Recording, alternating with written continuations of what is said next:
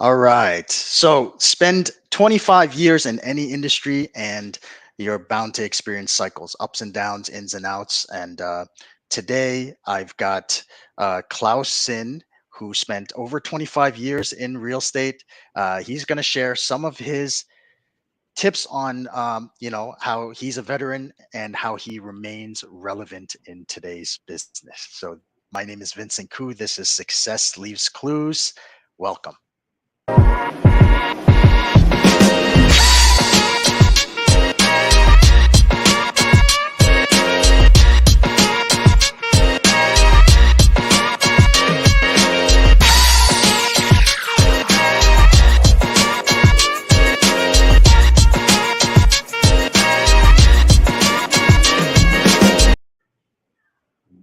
Klaus, good to see you, my friend. Hello, Vincent. I'm excited to All be right. here. Yeah, Thanks for the so invite.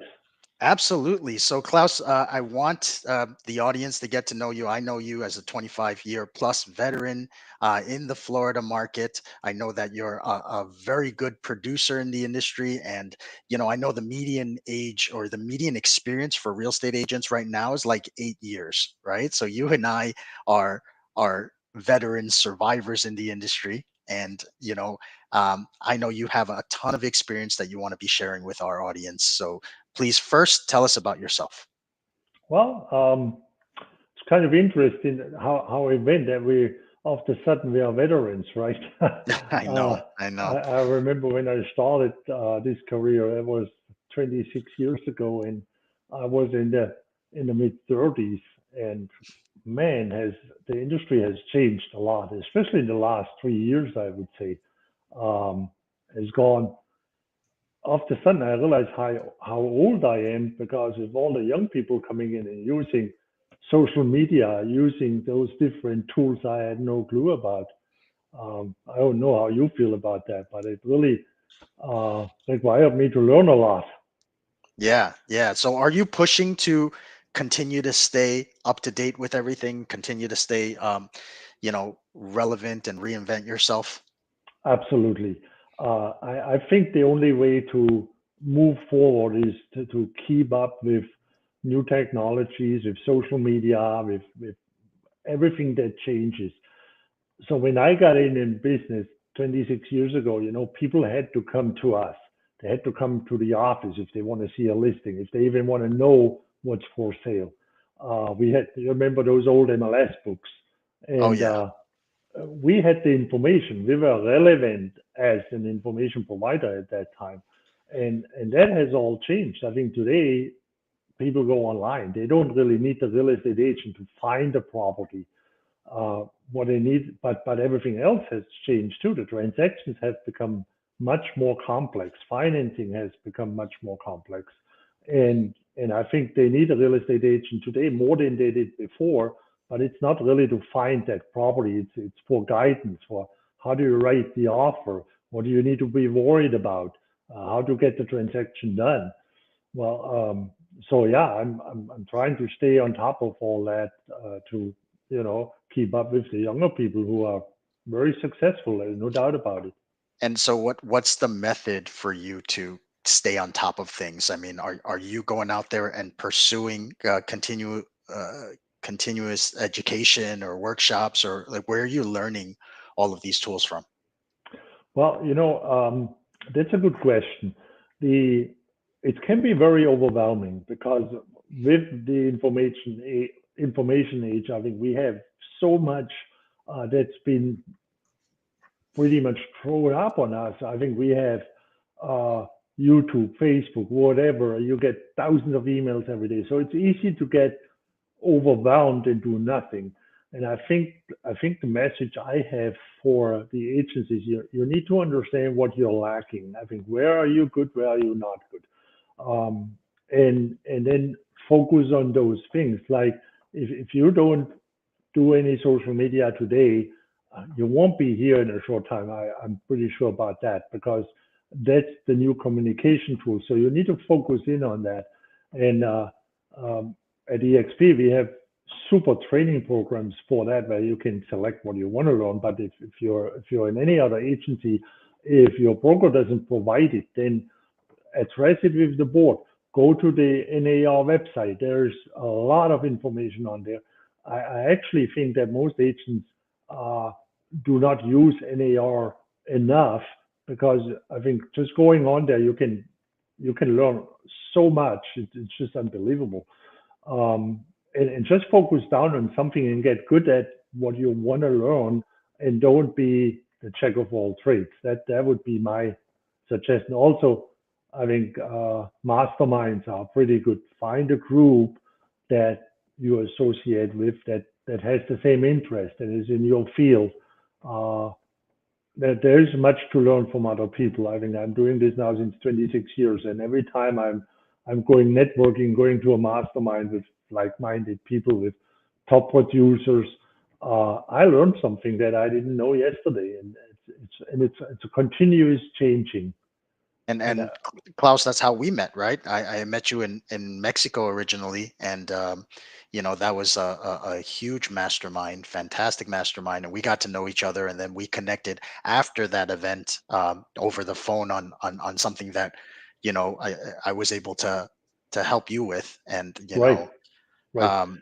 So it's about expanding our network, right? it's Because business expanding is our always network. expanding, isn't it?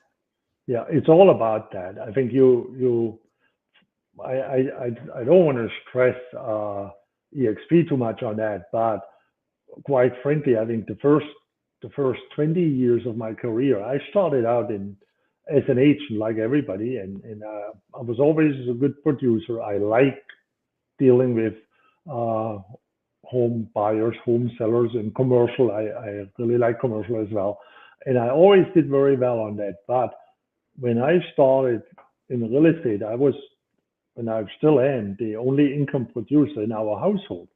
So Mm. I knew I had to bring the money home. So it was not a question if I bring it home. It was the question, how do I bring it home? And um, selling real estate was the answer to that.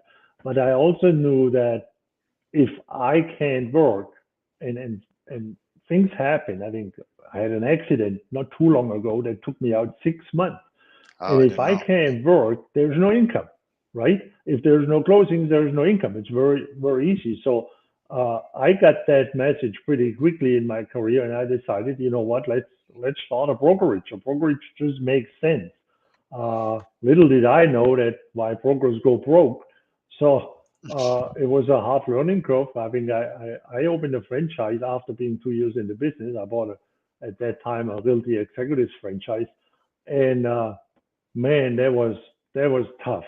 It was hard work, and I had to sell real estate in order to pay for my franchise. Uh, Even though it grew nicely, it still was not enough. And then I got out of the franchise. And you know what? There's no reason I pay a franchise fee, and the agents pay a franchise fee, and everybody is making money here but me. And so How I long did sold you stay with the franchise? 2 years. 2 years. Only 2 And years. Wow. Okay. 2 years. Yeah, well, I said I'm learning quickly, and I projected the real numbers after I was in the business. They give you all the numbers that are possible, and they're really not possible. And Mm. then, so 2 years later, I said it's not going to work for me. It's just not me. And we closed the franchise. I paid to get out of that franchise. I wasn't as lucky as you are, and so I opened an independent brokerage, and I ran that pretty much until 2018, and it had its ups, its downs. It went up to 105 agents, and then I Wow. I cleaned out again. But it really never was something I enjoyed. There were too many things that I did not enjoy. The administrative part, the liability part, training agents was great, and I think I'm a good coach. And the agents who listened, they did very well. But you know what happens if an agent becomes a top producer? He goes somewhere else. So you start a hamster wheel all over and over and over, right? So it wasn't really. I think if I wake up in the morning, if I have to go to work, then it's not the right world. I want to say I never have to go to work because what I do is what I love, right? Mm, And that wasn't really the case. When I sold properties, I was happy. When I dealt with the brokerage, I wasn't that happy. So interesting. in 2018, after seeing many of my friends like Jay Kinder, like you know Adam Bailey, some others, I don't really want to pop all the names. I see that EXP sign going up everywhere, and I got a few calls from agents asking me about EXP, and I said, no, no, no, no, I'm not done the franchise thing, which it's not a franchise, but I blocked it out, right? For 3 years, I blocked it out, and when I saw everybody I knew, top producers, brokers, all of a sudden have an EXP sign on their website. I said, okay, I need to find out what it is. Klaus, And that's gutsy of you. I mean, that's after 2 decades in the business, right? yep, Being having your own brokerage, operating a franchise, and that change, especially what EXP brought to the table, a cloud brokerage, and after having your office for so many years, for you to make that move, it must have been, a really big decision.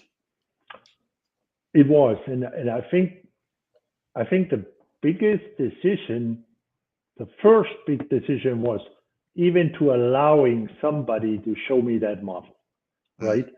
Because I thought I knew everything about that.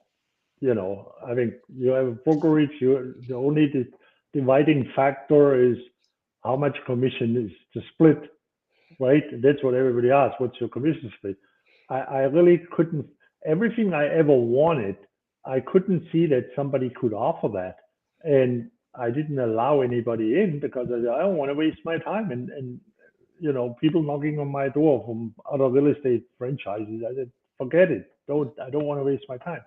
So I think I can only tell people, open your mind, understand what you're talking about before you make any decisions, and uh, allow somebody to show you that model, and then you can make a decision and say, hey, it's for me, and no, it's not for me, because I'm pretty sure it's not for everybody. There's people out there who probably are better off somewhere else for some reason or the other. But if you don't look at the opportunity, I think you're losing out big. That's what I think. Klaus, where's your market right now? I'm in West Palm Beach County in Florida. And And I've seen your production and the deals that you've closed, and it's such a wide range. You've done deals from 200,000 to over 2 million, right? 5 million. Yep. 5 million plus. So, is there a focus in your business, or how are you able to deal with customers across all price ranges? So I was always, uh, and some agents probably don't agree with me on that, but I'm focusing on the listing site, and I always had the opinion that as a listing agent, you're a marketer. You need to market that listing to the so that the seller gets the best price. And it really doesn't matter if the property is a 200,000 or $5 million property. Unfortunately, the lower end, most agents don't invest a lot. They don't take professional pictures because, oh my God, I don't get only that commission, and they're not willing to invest a lot of marketing in a listing. But I think you should invest to a certain degree the same in every listing. I mean, I have my same program for every listing. If they're ultra luxury, we'll maybe add something to it. There is no doubt. But if you market it correctly, then it really doesn't matter what it costs. And our market here, Palm Beach, West Palm Beach, Palm Beach County, you go from 100,000 to 100 million within a walking distance. Wow. I think my old office was located in Lantana, close to the intercoastal. I can literally walk from my office within 10 minutes. I can walk to $100,000 neighborhood, or I walk the other side, I'm in a $10 million neighborhood. I can walk to Tony Robbins' house from my office, which is just on the other side. And Amazing. that makes it also very difficult, to say, okay, this is my range. You can, some people do. I was always open to serve the client, and I didn't really differentiate uh, how valuable their house is. So, Yeah, but well, that's I my mean, opinion. Again, no, I feel like we're in the same markets. I mean, being here in New York, when people speak to us, they're like, "Oh my gosh, you only touch, multi-million dollar properties," and it's not the case, right? So right? we're here, and we've got these little co-ops and condos that are starter apartments, and then you've got the multi-million dollar Yeah. buildings and units and commercial properties, all within the same radius. So Let's very see. Let's see if very you similar. agree with me. Let's see if you Hmm. agree with me on that. We don't sell houses. We don't sell properties. They sell themselves. I do not think that I can sell a house. If somebody comes in and say, I don't like that house, there's nothing I can do. They don't like the house. If the commercial property doesn't serve their needs, they're not going to buy it. So if everything fits, they're going to buy it regardless how bad an agent I am. There's very little you can do at that part. What I think what the job is as a real estate agent is to make sure our client gets what he wants or as close as possible for the best terms. And sometimes people make not rational decisions. And sometimes you need to tell somebody, you know what, let's think about that twice. Let's go back to our first meeting, what you're really looking for. Does that really serve your needs? Right? Sometimes sometimes I talk people out of a certain property because I don't think it's right. And it's the same thing when I talk to a seller.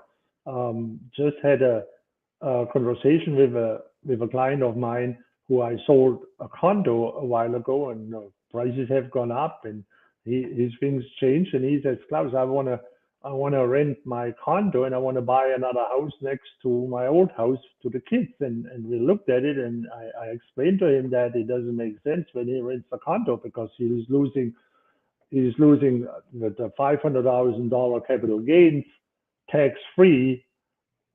It's going to go away because he can't use it later when he rents the condo. And I said, there's a few other things you're missing out.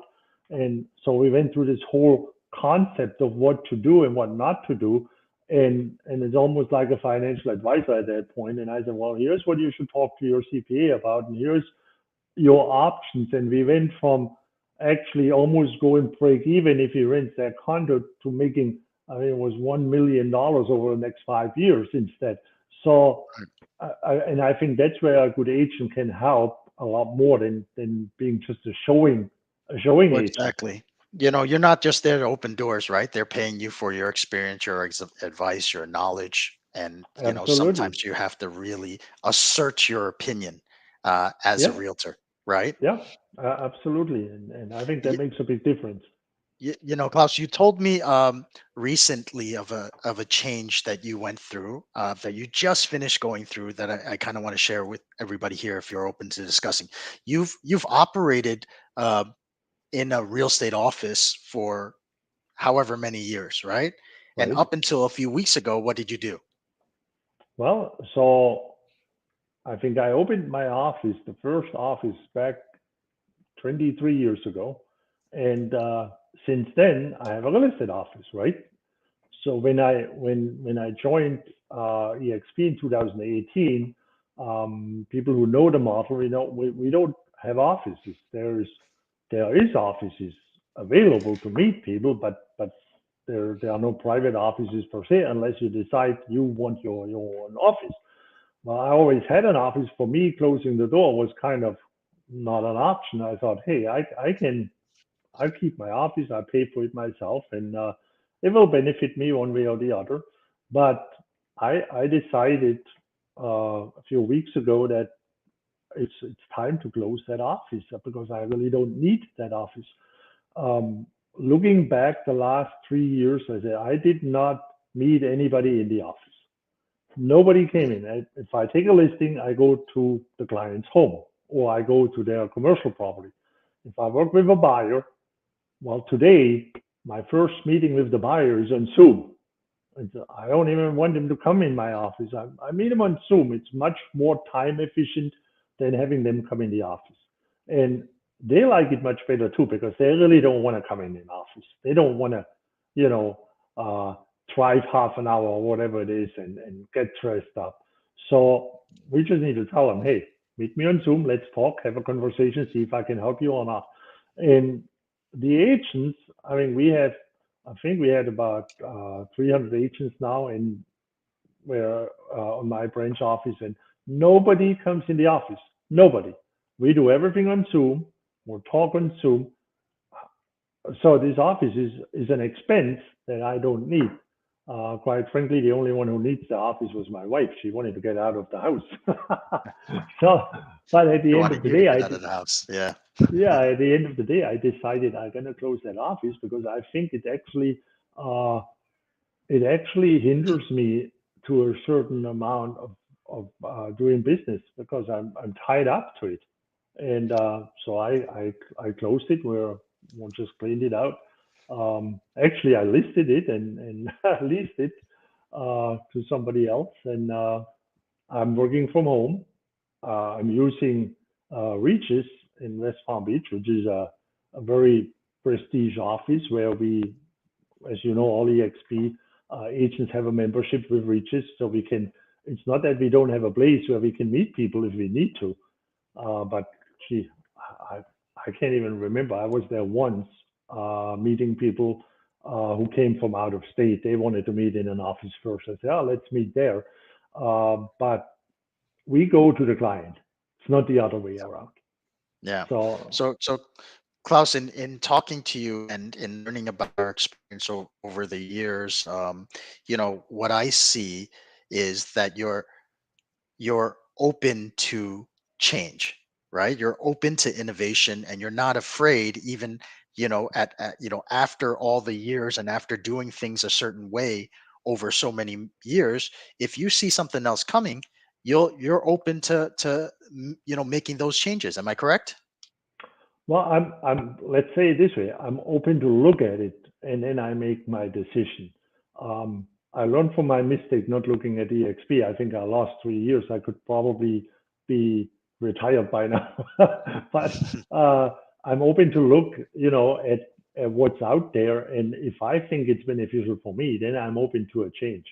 Um, like Tony Robbins says, if you see something and you want to do it, then go all in. You cannot do it half-hearted, right?